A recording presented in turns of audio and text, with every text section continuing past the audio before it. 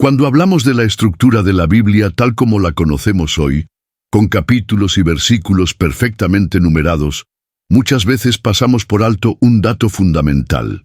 La Biblia original no tenía capítulos ni versículos. Este hecho, sencillo pero trascendental, cambia completamente nuestra manera de percibir el texto sagrado. Los libros bíblicos, en su forma primitiva, eran manuscritos continuos, escritos en 3 idiomas principales: hebreo, arameo y griego. Estos documentos no presentaban ninguna de las divisiones modernas que hoy nos resultan tan familiares. En realidad, ni siquiera incluían signos de puntuación tal como los usamos ahora, mucho menos la cómoda enumeración de capítulos o versículos que facilita nuestra lectura, estudio o memorización. Imaginemos, por ejemplo, un rollo del profeta Isaías. El texto fluía sin interrupciones, sin subtítulos que anunciaran un cambio de tema o un nuevo capítulo. Era una corriente ininterrumpida de palabras, donde el lector debía valerse de su profundo conocimiento del idioma y del contexto para identificar los cambios de escena, los discursos proféticos o los cánticos. Lo mismo sucedía con los evangelios en griego o las cartas apostólicas. No existían Mateo 5:3 ni Romanos 8:28, solo líneas de texto que se sucedían una tras otra. Este dato no es menor, pues pone en evidencia que las divisiones que hoy consideramos tan naturales son, en realidad, un recurso tardío que no formó parte de la revelación original. La inspiración divina que guió a Moisés, a David, a Isaías o a Pablo, se concentró en el contenido, en el mensaje transmitido a través de las palabras, no en su distribución formal. Por eso, cuando abrimos nuestras Biblias modernas y vemos la precisión de los números, debemos recordar que esa comodidad es el fruto del trabajo de siglos posteriores, no del diseño original de los escritores sagrados. Esta continuidad del texto también afectaba la forma en que se leía públicamente. En las sinagogas, los rollos se desenrollaban hasta la porción deseada, y el lector comenzaba allí según las divisiones tradicionales de lectura que existían en la comunidad, pero no porque hubiera un capítulo 12, versículo 3, marcado en el pergamino. En el ámbito cristiano primitivo ocurría algo similar. Se citaba a los profetas o a los apóstoles por el libro y por la localización aproximada en el códice o rollo, no por una enumeración que simplemente no existía. Comprender esto nos invita a acercarnos a la Biblia con una mirada distinta, evitando un apego mecánico a las divisiones actuales. Estas son sumamente útiles. De hecho, sin ellas sería inmensamente más complejo hallar un pasaje en común durante una predicación o estudio bíblico, pero no deben reemplazar nuestra atención al flujo natural del texto. En suma, reconocer que la Biblia original no tenía capítulos ni versículos nos enseña humildemente que el mensaje divino se encuentra en la integridad de sus palabras, sin depender de una estructura art. En el siglo XIII se produjo un acontecimiento que marcaría profundamente la forma en que hasta hoy leemos y estudiamos la Biblia: la división en capítulos. Este importante avance se atribuye a Stephen Langton, quien era entonces arzobispo de Canterbury, aproximadamente en el año 1227. Antes de su intervención, la Biblia, al menos en la tradición cristiana occidental, se presentaba como un texto continuo, sin divisiones estructurales que facilitaran la localización de pasajes específicos. Eso hacía que la tarea de estudiar o enseñar las Escrituras fuera notablemente más compleja. Stephen Langton, además de sus responsabilidades eclesiásticas, era un destacado académico y teólogo. Vinculado a la Universidad de París, uno de los centros intelectuales más influyentes de Europa en aquella época. Desde allí, Langton desarrolló un sistema para dividir la Biblia latina, la Vulgata, en segmentos llamados capítulos, con la intención práctica de facilitar su consulta, el estudio teológico y el uso pastoral. Este sistema, por supuesto, no alteró el contenido del texto sagrado, simplemente le colocó un marco organizativo que permitiera referirse con rapidez y precisión a un determinado fragmento. Antes del trabajo de Langton, existían algunas divisiones menores o sumarias que variaban según los manuscritos y que no seguían un patrón uniforme. Con su propuesta, se instauró por primera vez un método consistente que agrupaba el texto en secciones numeradas, a las que cualquiera podía aludir sin ambigüedad. Esto representó un avance enorme para la enseñanza y el debate bíblico en los centros monásticos y universitarios. Cabe destacar que, aunque Langton diseñó este esquema pensando sobre todo en la Vulgata latina, su sistema fue tan efectivo y práctico que con el tiempo se extendió a las traducciones bíblicas en otras lenguas. Gracias a esta división, por ejemplo, los predicadores podían instruir a los fieles diciendo: abramos nuestras Biblias en el Evangelio según Mateo, capítulo 5, algo que antes era sencillamente imposible. Un aspecto interesante es que la división en capítulos de Langton se convirtió en un modelo estándar sin que él mismo lo impusiera formalmente. Fueron los copistas y posteriormente los impresores quienes, reconociendo su utilidad, adoptaron y perpetuaron su método. Así, a lo largo de los siglos, la estructura de capítulos se consolidó y llegó a ser prácticamente universal en el cristianismo occidental, mucho antes de que aparecieran los versículos numerados que organizarían el texto con mayor minuciosidad. Además, el esquema de Langton fue un recurso clave en un tiempo de creciente interés por el estudio sistemático de la Biblia. En una Europa que comenzaba a vivir reformas e impulsos intelectuales que conducirían más tarde a debates cruciales dentro del cristianismo. Sin embargo, es importante notar que, aunque la división en capítulos que ideó Langton sigue vigente hasta hoy, esta distribución no debe considerarse inspirada o revelada. Es únicamente una herramienta humana pensada para el beneficio práctico de lectores, estudiantes y comunidades creyentes. En síntesis, el aporte de Stephen Langton al organizar la Biblia en capítulos transformó la experiencia de acercarse al texto sagrado, haciéndolo mucho más accesible y manejable, y sentó las bases para los desarrollos posteriores, como la posterior numeración de los versículos que veremos en los siguientes puntos. Robert Estienne, también conocido como Robertus Stephanus o simplemente Stephanus, desempeñó un papel crucial en la forma en que hoy localizamos con rapidez un pasaje bíblico. Este impresor y erudito francés, nacido en 1503, fue el responsable directo de la numeración de los versículos del Nuevo Testamento en el formato que actualmente utilizamos. Si bien ya existían precedentes en el Antiguo Testamento hebreo, la división versicular del Nuevo Testamento era hasta entonces inexistente en forma sistemática, lo que hacía mucho más laboriosa la tarea de encontrar o citar un texto específico. La historia cuenta que en 1551, mientras viajaba entre Lyon y París, Robert Estienne llevó consigo un ejemplar del Nuevo Testamento en griego, en el que fue anotando esta nueva división en pequeños segmentos numerados. Sus propias notas indican que buena parte de este trabajo lo realizó durante esos trayectos, algo que muestra tanto su dedicación como el contexto casi itinerante en que surgió un cambio tan determinante para la historia bíblica. El resultado de su esfuerzo fue su edición del Nuevo Testamento griego, publicada ese mismo año, que incluía por primera vez los versículos numerados. Este aporte no solo obedeció a razones de comodidad técnica, sino también a la intensa vida intelectual y religiosa del siglo XVI. Europa estaba atravesando el fervor de la Reforma protestante que impulsaba debates bíblicos públicos y privados, traducciones a lenguas vernáculas y un renovado interés en el texto original.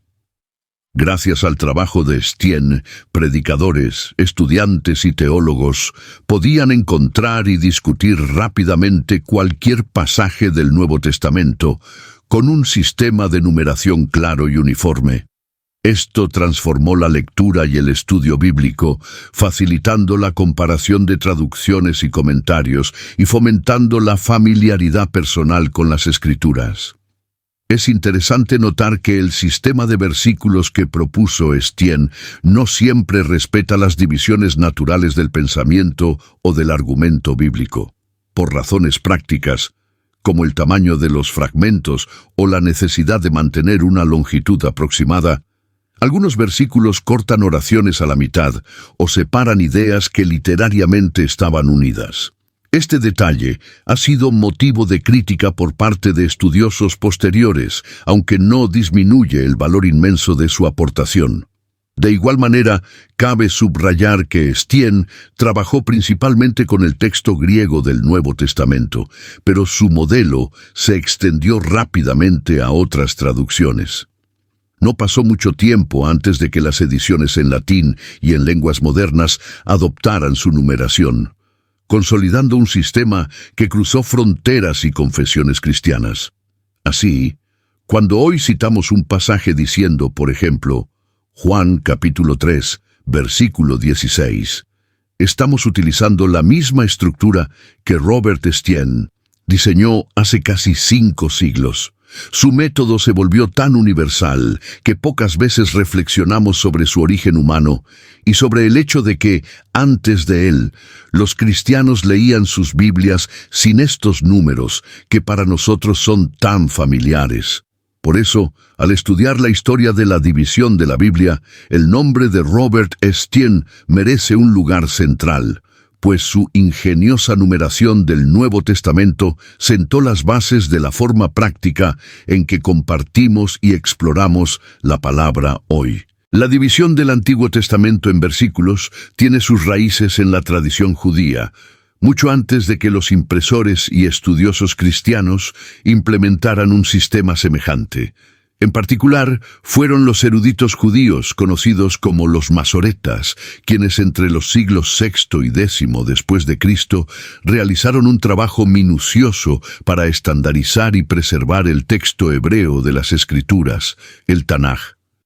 Parte esencial de su labor fue establecer un sistema de pequeñas unidades llamadas pesukim, que corresponden básicamente a lo que hoy denominamos versículos. Este esfuerzo no surgió de manera arbitraria, sino como respuesta a la necesidad de facilitar la lectura pública de la Torá y los demás libros sagrados en las sinagogas, así como de promover la memorización y el estudio personal, tan importantes en la vida religiosa judía. Los masoretas no solo fijaron las vocalizaciones, ya que el hebreo bíblico se escribía originalmente solo con consonantes, y cuidaron las tradiciones textuales, sino que también introdujeron señales y marcas marginales que indicaban estas divisiones. Así, cada pasaje podía identificarse con claridad, permitiendo que el lector supiera dónde comenzaba y terminaba una frase o un pensamiento importante, aunque siempre dentro del flujo continuo del pergamino o códice. Esta práctica enriqueció enormemente la pedagogía y la liturgia del pueblo judío. Es importante destacar que esta división masorética del texto hebreo en pesukim no fue idéntica a la que luego los impresores cristianos adoptaron para el Antiguo Testamento traducido al latín o al griego, pero sí sentó un precedente fundamental.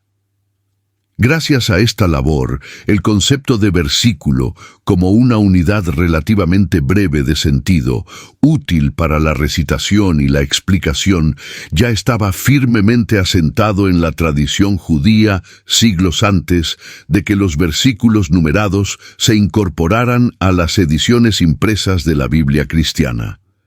Además, en el judaísmo existían ya otras divisiones complementarias. Por ejemplo, las parashot, que delimitaban secciones más largas del texto destinadas a la lectura semanal en la sinagoga, o las haftarot, pasajes proféticos seleccionados para acompañar la lectura de la Torá. No obstante, el desglose en Pesukim tenía un carácter más micro, centrado en fragmentos cortos que pudieran citarse y estudiarse con precisión. Cuando posteriormente los impresores cristianos, como Robert Estienne en el siglo XVI, elaboraron sus sistemas de numeración para el Antiguo Testamento, hallaron en la estructura masorética un punto de referencia muy valioso. Si bien realizaron ajustes y a veces propusieron divisiones ligeramente distintas, adaptadas a las traducciones griegas o latinas que utilizaban, el principio de segmentar el texto en pequeñas porciones ya contaba con una larga tradición proveniente del meticuloso trabajo de los masoretas. En síntesis, el origen de los versículos del Antiguo Testamento está íntimamente vinculado a la sabiduría y el celo de los eruditos judíos, que comprendieron la importancia de disponer el texto de un modo que favoreciera tanto la proclamación pública como la enseñanza minuciosa. Gracias a su dedicación, hoy podemos leer, citar y meditar con facilidad en estos breves fragmentos que, aunque añadidos por manos humanas, contribuyen a iluminar el mensaje divino transmitido en las Escrituras. Cuando hablamos de la historia de cómo llegamos a tener hoy una Biblia organizada en capítulos y versículos, un hito esencial es la publicación de la Biblia de Ginebra en 1560. Este acontecimiento marcó la primera vez en que toda la Biblia, es decir, tanto el Antiguo como el Nuevo Testamento, fue impresa con el sistema completo de capítulos y versículos tal como lo conocemos en la actualidad. Hasta ese momento existían manuscritos y algunas ediciones parciales que ya implementaban divisiones similares, pero ninguna había reunido todo el texto bíblico con esa estructura de manera integral. La Biblia de Ginebra surgió en un contexto particular: la Reforma Protestante. Muchos eruditos y pastores ingleses habían huido de la persecución religiosa bajo la reina María I de Inglaterra, conocida como María la Sanguinaria, y se habían refugiado en Ginebra, Suiza, donde estaba Juan Calvino. Allí contaron con la libertad y el apoyo necesarios para producir una traducción al inglés directamente desde los textos originales, hebreo y griego, incorporando además comentarios marginales extensos que reflejaban la perspectiva reformada. Este proyecto no solo dio lugar a una traducción influyente, sino también a la incorporación, por primera vez en una Biblia completa, del sistema dual de capítulos, heredado de Stephen Langton, y versículos numerados, tal como los fijó Robert Estienne. ¿Por qué fue tan significativo? Porque consolidó y universalizó un modelo que permitió a millones de creyentes, predicadores y estudiosos acceder de forma práctica a las Escrituras. Si bien el Antiguo Testamento hebreo ya tenía sus propias subdivisiones en Pesukim, versículos, gracias al trabajo de los masoretas, y si bien algunas ediciones del Nuevo Testamento en latín o griego habían empezado a incluir numeración versicular, no existía una Biblia completa con esta herramienta. La Biblia de Ginebra, al hacerlo, estableció un estándar editorial que rápidamente fue imitado en posteriores ediciones, tanto protestantes como católicas. Además, su influencia trascendió el mero orden tipográfico. La posibilidad de citar capítulo y versículo con precisión impulsó un estilo de predicación, enseñanza y estudio que dependía de la rápida localización de pasajes. Esto fortaleció la práctica devocional personal, las escuelas dominicales emergentes y los debates doctrinales entre las diversas corrientes reformadas y católicas. De hecho, la Biblia de Ginebra se convirtió en la Biblia preferida por los puritanos ingleses y fue llevada a América por los peregrinos del Mayflower en 1620, contribuyendo también a moldear la cultura bíblica de las colonias. Por supuesto, es importante recordar que esta forma de estructurar el texto sagrado no proviene de un mandato divino, sino que responde a una necesidad práctica editorial y pastoral. La Biblia de Ginebra fijó en la conciencia colectiva cristiana esa estructura capítulo-versículo, que hoy nos resulta tan natural, pero que fue fruto del ingenio humano puesto al servicio de facilitar el acceso a la palabra. Por tanto, al contemplar sus páginas, podemos valorar cómo Dios ha permitido, a través de iniciativas históricas como esta, que su mensaje sea más cercano y manejable para todas las generaciones. Cuando observamos cómo se divide la Biblia en capítulos y versículos, debemos reconocer que, aunque este sistema es extraordinariamente útil, no siempre resulta exacto desde un punto de vista literario, ni tampoco desde un enfoque teológico. Es decir, estas divisiones no fueron diseñadas para reflejar el desarrollo natural del argumento, ni para marcar cuidadosamente las pausas o cambios de idea propuestos por los autores sagrados, sino que surgieron principalmente con fines prácticos: facilitar la localización rápida de un pasaje y la referencia entre lectores. Por lo tanto, en más de una ocasión, las separaciones interrumpen una frase o rompen el hilo de un razonamiento. Por ejemplo, hay pasajes en los que un mismo episodio queda partido entre dos capítulos, de modo que el lector que solo se limite a leer hasta el final del capítulo podría quedarse con una historia incompleta o sacar conclusiones erróneas. Esto sucede en relatos narrativos, profecías e incluso en las cartas del Nuevo Testamento, donde un argumento teológico puede comenzar en un capítulo y concluir en el siguiente, sin que el contenido original sugiriera tal quiebre. En ocasiones, un versículo también termina abruptamente una oración, dividiéndola en dos versículos consecutivos que en realidad forman una sola unidad literaria y doctrinal. Este fenómeno nos recuerda que las divisiones en capítulos y versículos son, en esencia, una herramienta externa añadida mucho después de que los textos fueran inspirados y escritos. Los autores bíblicos no pensaron sus escritos para que fueran fragmentados en numeraciones que interrumpieran su flujo. Ellos compusieron discursos completos, himnos, proverbios, leyes o cartas enteras que debían ser recibidas como un todo coherente. Por eso, quien busca interpretar correctamente la Biblia necesita mirar más allá del límite artificial que imponen los números y concentrarse en el sentido integral del pasaje. Un ejemplo sencillo lo vemos en los Salmos. Algunas ediciones los agrupan o dividen de manera diferente. Y dentro de un mismo salmo, las secciones poéticas pueden quedar separadas por un número de versículo que no necesariamente indica un cambio temático.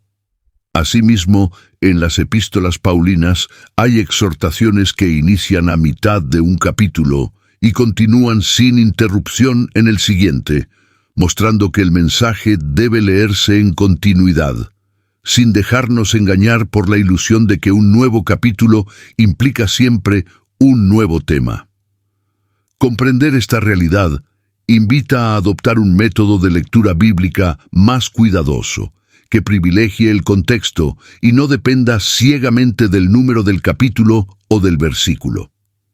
Es importante analizar cada pasaje con preguntas como: ¿a qué parte del argumento pertenece? ¿Cuál es el propósito general del autor en este tramo del texto? ¿Cómo se conecta con lo que vino antes y lo que sigue después? En definitiva, las divisiones en capítulos y versículos nos prestan un servicio inmenso, pero no deben gobernar la interpretación. Son útiles para ubicar citas o memorizar fragmentos, pero el verdadero significado siempre depende del contexto completo. Por eso, al estudiar o exponer la Biblia, conviene mirar más allá de los números, apreciando el mensaje divino en la amplitud con que fue dado, sin que un corte humano nos limite o distorsione el entendimiento. Mucho antes de que existieran los capítulos y versículos que hoy nos parecen indispensables para encontrar un pasaje bíblico, los creyentes de épocas antiguas empleaban otros métodos para identificar y citar las Escrituras. Es fascinante considerar que durante más de un milenio, la Biblia se estudió y se transmitió sin la organización numérica que ahora damos por sentada. En realidad, los sistemas primitivos de referencia respondían a necesidades prácticas y dependían mucho del formato físico de los textos y de las costumbres litúrgicas y educativas de cada comunidad.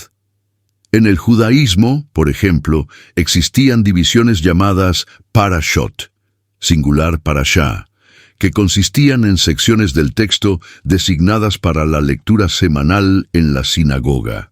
Este sistema permitía que, a lo largo de un año, se recorriera prácticamente toda la Torá, los primeros 5 libros de la Biblia.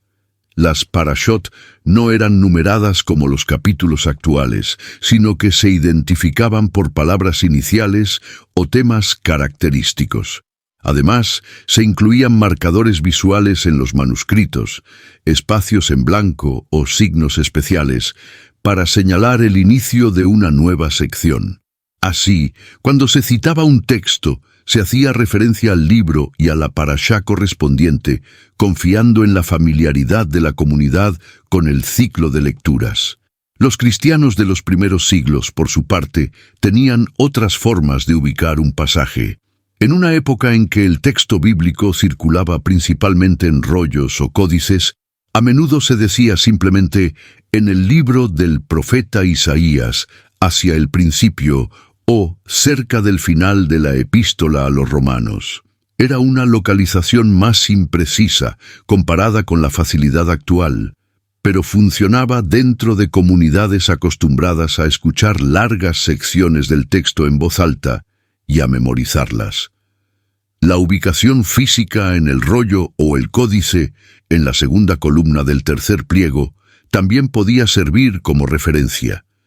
Esto se entiende mejor si recordamos que los escribas y lectores profesionales estaban muy familiarizados con la disposición física de los escritos. En la patrística, algunos autores elaboraban sumarios o índices temáticos, donde agrupaban los contenidos según asuntos doctrinales o morales. Por ejemplo, se listaban los pasajes que trataban sobre el perdón, sobre el juicio o sobre la misericordia divina, sin depender de números de capítulos o versículos. Esto era particularmente útil para la predicación y la catequesis. Los monjes y estudiosos medievales llegaron incluso a desarrollar sistemas de glosas marginales, anotando palabras clave o símbolos en los márgenes para guiar la lectura o para relacionar un pasaje con otro, algo parecido a los actuales sistemas de referencias cruzadas. Es revelador observar cómo estas prácticas no eran meros parches por la ausencia de numeración moderna, sino auténticas expresiones de un modo de vivir las Escrituras en comunidad, con un profundo conocimiento del texto memorizado y repetido colectivamente. Recién muchos siglos después surgirían las divisiones en capítulos y más adelante en versículos que reemplazarían estos métodos. Pero la riqueza de aquellas antiguas formas de citar y ubicar el texto muestra el dinamismo con que el pueblo de Dios ha manejado siempre su palabra. De esta manera, podemos comprender que el uso de parashot, referencias físicas en rollos y sistemas temáticos, constituyó la base del manejo bíblico mucho antes de las divisiones modernas, preparando el camino para la extraordinaria herramienta que serían los capítulos y versículos. Uno de los grandes beneficios que trajo la división de la Biblia en capítulos y versículos fue que facilitó enormemente la predicación, el debate y el estudio público de las Escrituras. Antes de que existieran estas divisiones, encontrar un pasaje específico podía ser una tarea larga y confusa, ya que se dependía de la memoria, del conocimiento detallado del texto o de la ubicación física del pasaje en el rollo o códice. Con la introducción de capítulos y luego de versículos, todo cambió. El acceso se hizo mucho más directo y preciso. Esto tuvo un impacto particularmente notorio durante el siglo XVI, en el contexto de la Reforma Protestante. En esa época, tanto los reformadores como los teólogos católicos estaban comprometidos en intensos debates doctrinales que se basaban en citas directas de la Biblia. Gracias a las divisiones en capítulos y versículos, era posible señalar un argumento exacto con fórmulas como Romanos capítulo 5, versículo 1, o Mateo capítulo 16, versículo 18, lo que daba claridad y fuerza a cada punto discutido. La controversia teológica se hizo entonces más rigurosa, ya que los interlocutores podían contrastar los mismos textos sin lugar a confusiones. Del mismo modo, las nuevas traducciones que surgieron en lenguas vernáculas, como la Biblia de Lutero en alemán o la Biblia del Oso en español, incorporaron pronto este sistema, pues resultaba esencial para la enseñanza y la defensa pública de la fe. El predicador podía decir desde el púlpito el número exacto del capítulo y versículo que deseaba explicar, y los oyentes, si tenían un ejemplar de la Escritura, podían seguirlo con exactitud. Esto fortaleció la práctica de la exposición bíblica versículo por versículo, que se volvió frecuente en las iglesias reformadas y más adelante en muchas denominaciones evangélicas. Asimismo, la división en versículos propició el florecimiento de concordancias y comentarios bíblicos organizados según estos números, lo que abrió la puerta a estudios comparativos y análisis temáticos mucho más detallados. Antes de estas herramientas, resultaba complejo relacionar un texto de Isaías con otro del Evangelio de Juan, por ejemplo, salvo que el lector tuviera una memoria extraordinaria o una formación rabínica o monástica intensiva. Cabe destacar que este mismo beneficio se extendió a la evangelización popular. Cuando la Biblia empezó a circular más ampliamente entre la gente común, el hecho de contar con capítulos y versículos permitió que incluso personas sin formación académica pudieran localizar pasajes relevantes para su vida espiritual o para compartir con otros. Si un predicador itinerante mencionaba un texto de consuelo o exhortación, la gente podía ir directamente a ese lugar exacto de la Escritura. Así, más allá del aporte técnico, el sistema de capítulos y versículos ayudó a consolidar el carácter público, participativo y argumentativo del cristianismo de los últimos siglos. Cada creyente tenía la posibilidad de revisar el texto, verificar lo dicho, discutirlo y meditarlo con mayor precisión. Por ello, aunque estas divisiones son un invento humano, no cabe duda de que han desempeñado un papel providencial para que la palabra de Dios sea más accesible, predicable y defendible en cada generación. Un aspecto fascinante de cómo se estructuran nuestras Biblias hoy es que no todas las tradiciones bíblicas usan exactamente el mismo sistema de división de capítulos y versículos. Aunque el modelo general es bastante uniforme y permite a un lector católico, protestante, ortodoxo o judío encontrar los mismos pasajes con relativa facilidad, existen pequeñas variaciones que reflejan la rica historia textual y las distintas familias de manuscritos que alimentaron a cada tradición. Estas diferencias son sutiles, pero ilustran cómo la transmisión y organización de la Biblia ha estado influida no solo por necesidades prácticas, sino también por la historia de cada comunidad de fe. Por ejemplo, en el caso del libro de los Salmos, la tradición hebrea cuenta el Salmo 9 y el Salmo 10 como un solo salmo, mientras que el Salmo 114 y el Salmo 115 se consideran un solo salmo en algunas enumeraciones, provocando un desfase numérico que se mantiene hasta el final del Salterio. Así, en ciertas Biblias católicas y ortodoxas, basadas en la antigua traducción griega de la Septuaginta, el número de los salmos no siempre coincide con el de las ediciones protestantes, que se basan directamente en el texto masorético hebreo. Otro ejemplo se ve en algunos libros proféticos. En Jeremías, por ejemplo, las versiones griegas y latinas tradicionalmente tienen un orden distinto de los capítulos respecto a la Biblia hebrea, lo que genera ligeras variaciones en el acomodo textual. Esto no significa que el contenido cambie, sino que la ubicación de los pasajes puede diferir, obligando a los lectores a verificar cuidadosamente la referencia exacta cuando comparan distintas ediciones.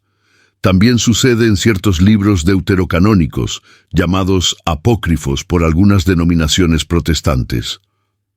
Estos textos, incluidos en las Biblias católicas y ortodoxas pero no en el canon protestante, presentan sus propias divisiones en capítulos y versículos, las cuales no siempre coinciden de forma estricta entre una edición y otra.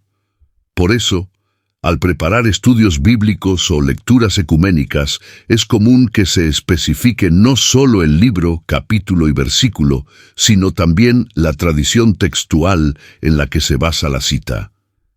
En el Nuevo Testamento, las diferencias son mucho menores, dado que la división hecha por Robert Estienne en el siglo XVI fue adoptada prácticamente sin alteración por todas las ramas del cristianismo.